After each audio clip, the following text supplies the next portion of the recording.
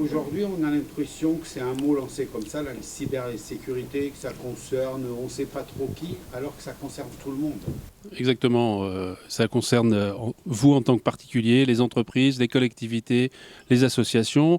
Ce qu'on dit aujourd'hui, c'est ne vous posez pas la question si vous allez être attaqué, mais simplement quand vous allez être attaqué. Pourquoi cette recrudescence et quel est l'intérêt des hackers? Qu'est-ce qu'ils viennent chercher? Plusieurs motivations, hein. Première, bien sûr, financière. Quand vous demandez une rançon, eh bien, c'est de l'argent sonnant et trébuchant. Ça va être du vol d'informations que je vais revendre, donc également faire de l'argent, mais ça va être aussi une volonté de déstabiliser un pays, une entité, faire du vol de clients à son concurrent, etc., etc. C'est quelque chose de répandu aujourd'hui? La menace la plus utilisée aujourd'hui, hein, je parle au niveau des entreprises et des collectivités, c'est la demande de rançon. Clairement, aujourd'hui, ça se détache. On est à pratiquement 35% des menaces. Sur le particulier, ça va être plutôt de l'incitation à aller sur un site de commerce.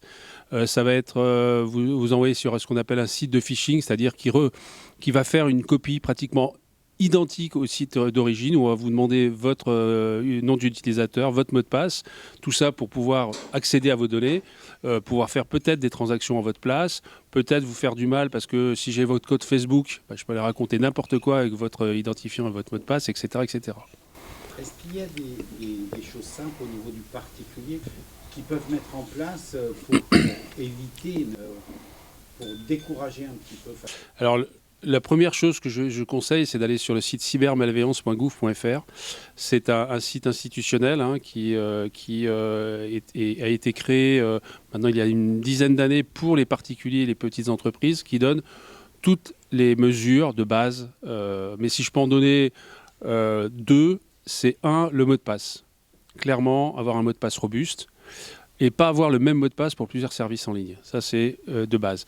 Et pour s'aider dans ce cadre-là, c'est utiliser ce qu'on appelle un coffre-fort de mots de passe.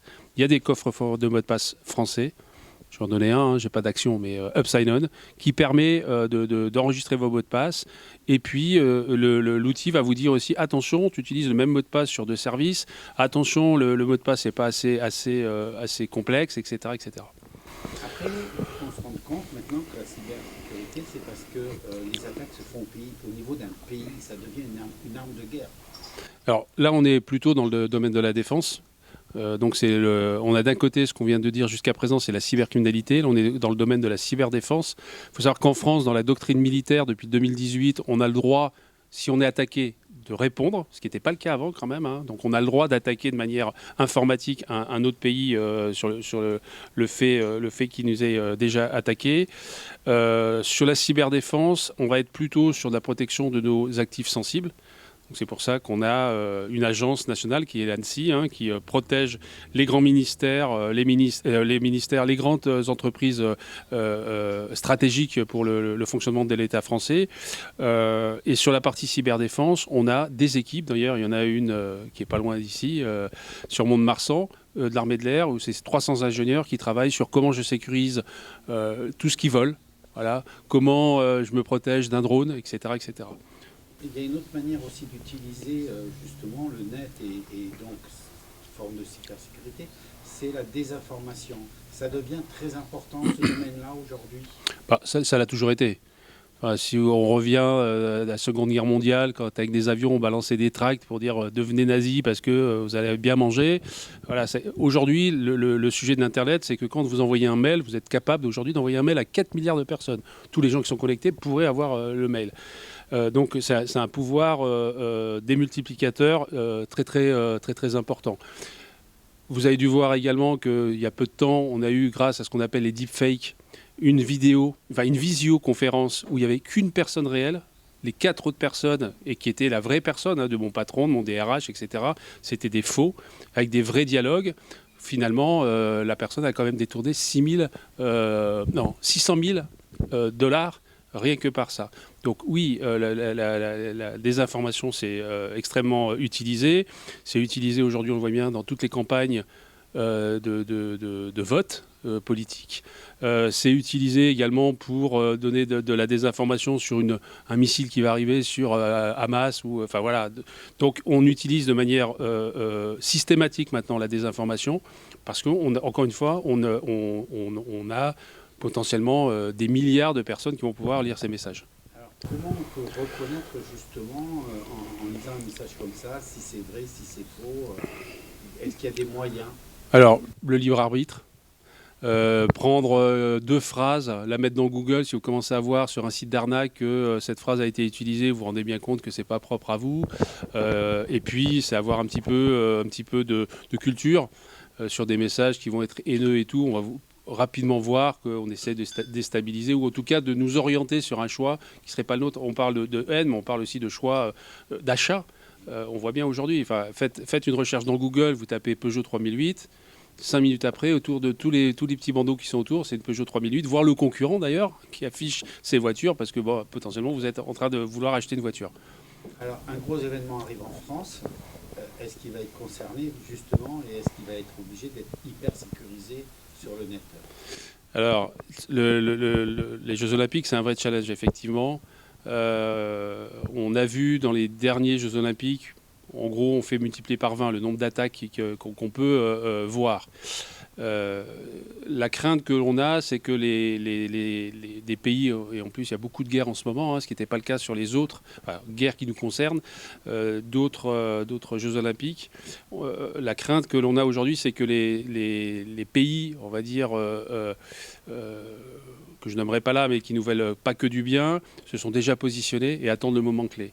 Il faut savoir que nous, au niveau du campus à Bordeaux, donc c'est le campus de cybersécurité et de confiance numérique de Nouvelle-Aquitaine, on a déjà fait 3 exercices dans le cadre des Jeux Olympiques pour évaluer les impacts pour les touristes, pour les gens qui vont voir des compétitions. On pense qu'ils sont déjà là. Clairement, on pense qu'ils sont déjà là et on voit beaucoup de signaux faibles qui nous font croire qu'il va y avoir une phase justement de désinformation, d'orientation vers des sites illégitimes. On l'a vu pour la Coupe du Monde de rugby, c'était un bon test, sur de la vente de faux billets, j'utilise un nom de domaine qui va bien, etc. etc. Là, l'impact, il est assez énorme et il est encore plus énorme parce qu'en fait, il y a des grandes sommes d'argent en place. Et puis, je rappelle qu'il y a des pays qui ne vont pas participer et je pense qu'ils auraient bien voulu participer. Un exemple justement de cyberattaque, parce que là, comme ça c'est un peu truc. Ouais. Par exemple, ce qu'il faut qu'on se rende compte, c'est que dans un stade, je vous laisse raconter comment ça peut se passer dans un stade.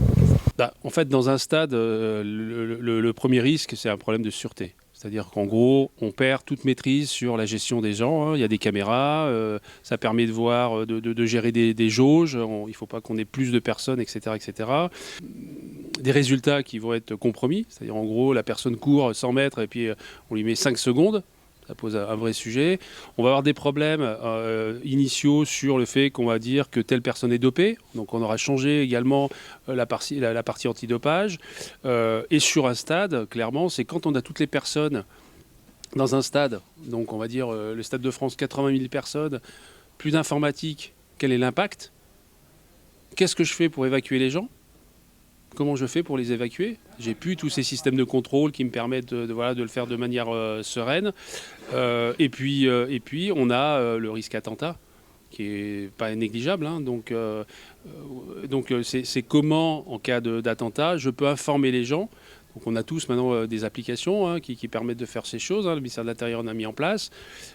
Si je prends la main sur ce système-là et que je vous envoie une alerte en disant alerte attentat, et que je mets, grâce à ce système-là, la panique dans le stade et que vous vous rendez compte que ce que ça peut donner au niveau humain. Voilà, donc c'est un système complexe avec beaucoup de failles et le sujet, c'est comment je super sécurise tout ça. Donc il y a des entreprises qui ont été sélectionnées, une entreprise Atos qui a été sélectionnée pour faire la sécurité. Mais les attaques, de toute façon, elles sont permanentes.